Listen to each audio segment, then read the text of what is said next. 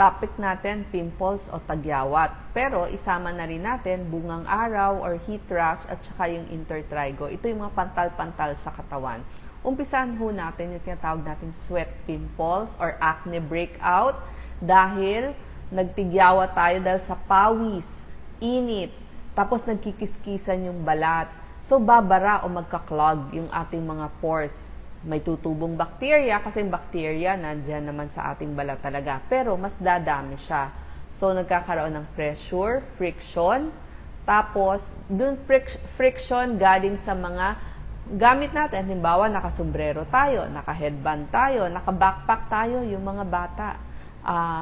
O yung mga teenagers. So, nagbabackpack sila or kaya masikip yung damit, ang tawag dyan, acne mechanica. So, mas dumadami pag mainit ang panahon. Ano yung kasama po sa pimples, blackhead, whiteheads, at saka yung mismong pimples or acne. So, isasama na rin dito yung maskne.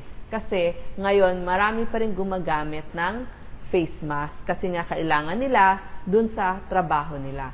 So, ano yung gagawin natin? Maghihilamos ho tayo.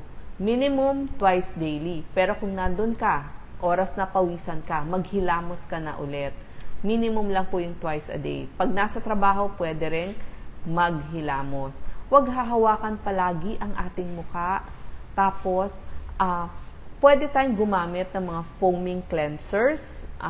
Yan yung para sa tag-init, pag mainit. Pero pag malamig, ang tawag nila doon ay yung mga hydrating o creamy facial cleansers. Pag summer, lighter moisturizer din ang gagamitin nyo sa inyong balat. Pero kung maginaw, doon mo pwedeng gamitin yung mga heavy lotions. Tapos, gentle cleanser, pwede din. Yung mga gentle soaps or mild soaps, pwede rin. Para nga iwas build up yung bacteria. Pag yung mga derma, pwede kayong gumamit ng mga over-the-counter na yung mga facial wash, meron din siya mga salicylic acid or benzoyl peroxide. So, tignan nyo lang sa over-the-counter. Magtanong kayo dun sa pharmacist, dun sa inyong mga drugstore. Yung retinoids kasi, doctor lang din yung pwedeng magbigay sa inyo.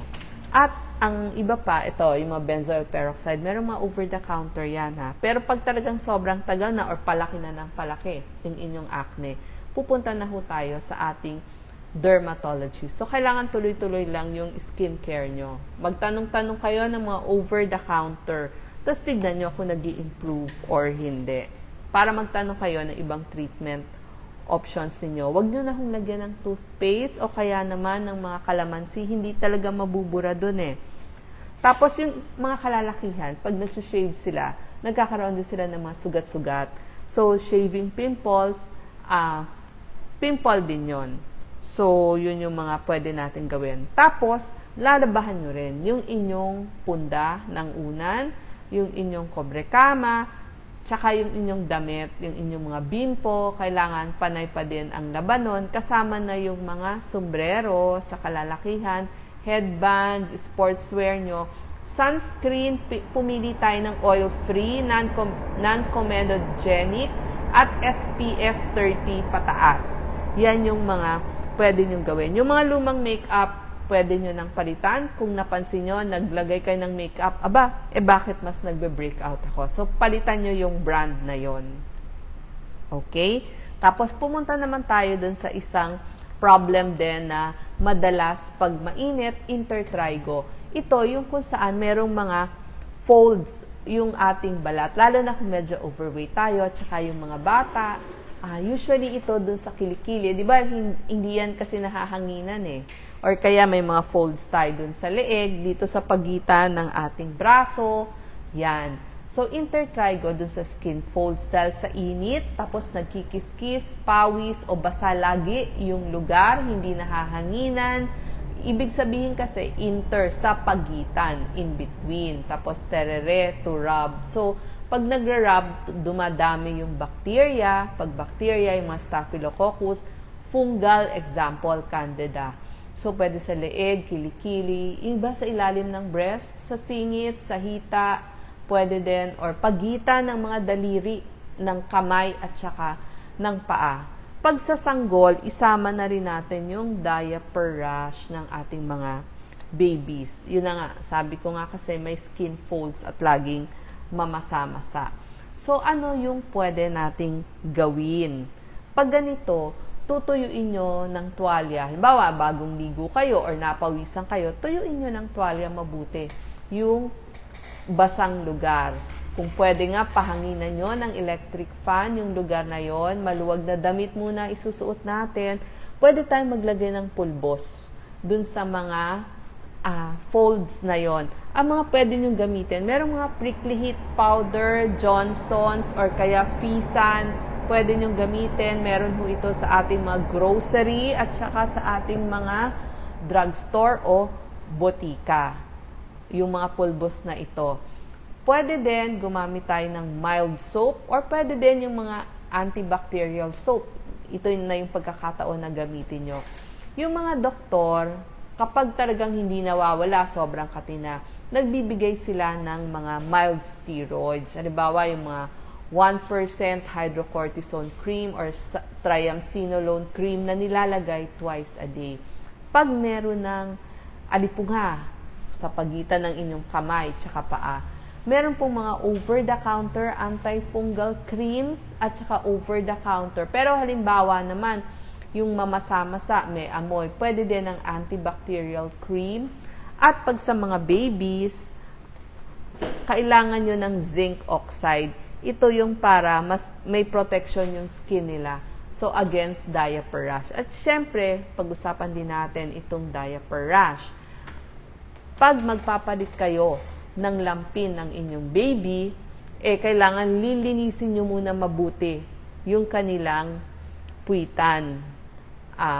Kung pwede nyo itapat sa water, gawin ninyo. Tapos, mas dalasan nyo yung pagpapalit ng kanilang diapers, lalo na kapag mainit ang panahon. Tapos, saka nyo lagyan ng mga creams na para sa diaper kasi kawawa naman pag umabot sila sa ganito. So, pag talagang severe na yung kanilang diaper rash o kaya yung mga intertrigo natin, halimbawa talagang masakit na, mahapdi na yung balat natin, punta tayo sa dermatologist.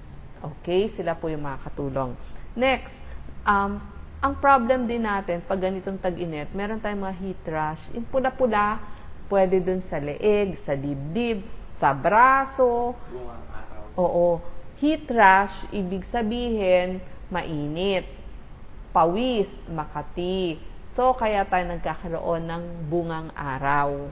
Ang bungang araw, 4 na klase, pero usually nakikita naman yan leeg, kilikili, dibdib, likod, dito din sa ating braso o dun sa ating hita. Basta kung saan maraming pawis.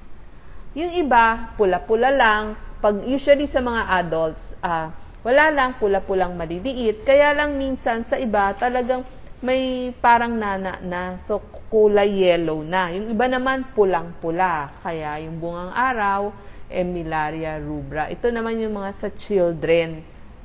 Tapos, meron naman, wala lang, mild lang, parang puti-puti lang. Pero, ganun pa rin, masakit, makati, gusto mong kamutin. So, pag ganun, gupitan nyo ng kuko yung inyong mga anak. Kailangan hindi nila makamot yun.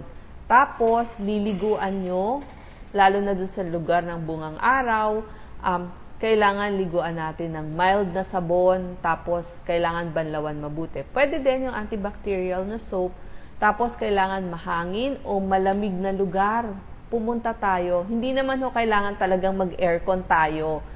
Pwede, kung wala ho tayong aircon, pwede naman electric fan, ventilador sa bahay. Pero libre naman ho magpalamig. Kaya lang medyo baka mapagastos tayo sa mga malls, sa mga sinehan, o sa lobbies ng mga building kung libre rin lang magpunta, mag-upo-upo doon habang sobrang init na oras. At babalik na kayo sa bahay nyo pagtapos na yung pinakamainit na oras. Tapos, pwede din kayo maglagay ng medyo malamig, yung mga cool packs, yan, ice pack, dun sa lugar na merong bungang araw. Lagyan nyo 10 minutes, 20 minutes, 3 times a day. Nagbibigay din ng mga mild creams mula sa doktor. Sabi nga, steroids, yung mga triamcinolone or 1% hydrocortisone. Pero pag malala na talaga yung bungang araw, ang pwede pa natin ilagay mga mommies, Fisan or Johnson's prickly heat powder. So, pwede nyong lagyan yung mga likod nila, tsaka yung kanilang dibdib. Tapos, magsuot ng cotton underwear, lalo na yung ating mga bata, short sleeve, shorts, tapos inom ng maraming tubig. Pag sobrang kate, pwede rin yung mga calamine lotion. Maaring makatulong din yon. Okay, yung mga calamine lotion, pangtanggal ng kate. So, mga nanay at tayo mismo, kung apektado tayo, kasi ang dami kong nasa lubong affected dito. Yan yung mga home remedy at mga tips na pwede nyong gawin. Maraming salamat po.